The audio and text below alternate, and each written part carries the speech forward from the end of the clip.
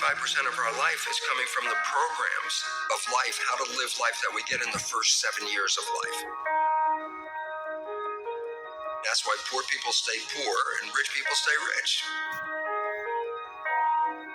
The movie The Matrix is not science fiction.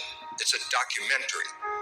Every human, and this is a fact, every human first 7 years is download hypnosis. The brain of a child under 7 is in a lower vibrational frequency. When you put wires on a person's head, you read electroencephalograph, reading brain activity.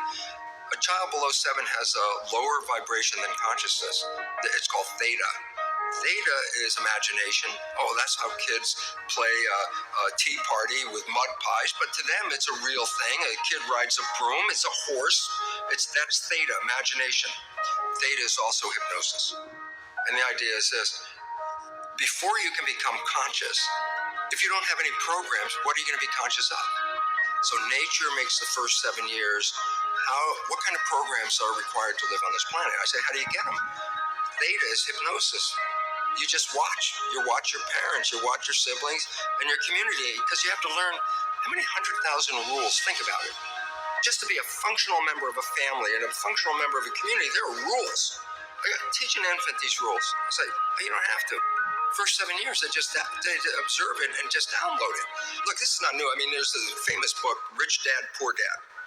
And basically said you come from a poor family and you can struggle your whole life and try to get rich, but you're not going to make it. And if you come from a rich family, you can be stupid your whole life and make it. Not because it was thinking, but it was unconscious behavior that was downloaded from rich families into kids, which is unconscious. So they're making the right moves unconsciously.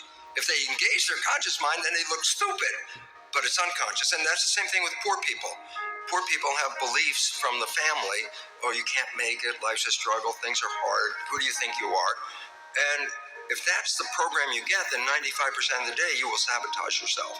And that's why poor people stay poor and rich people stay rich, because the programming.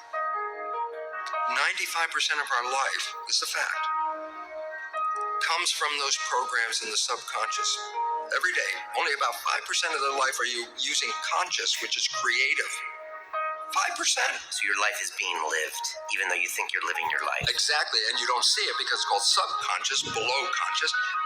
And the Jesuits, for 400 years, they were boasting. People didn't understand. They say, give me a child until it's 7 and I will show you the man. They've been saying that for 400 years because they knew 7 years was the program period. And 95% of your life after that will be whatever that program is.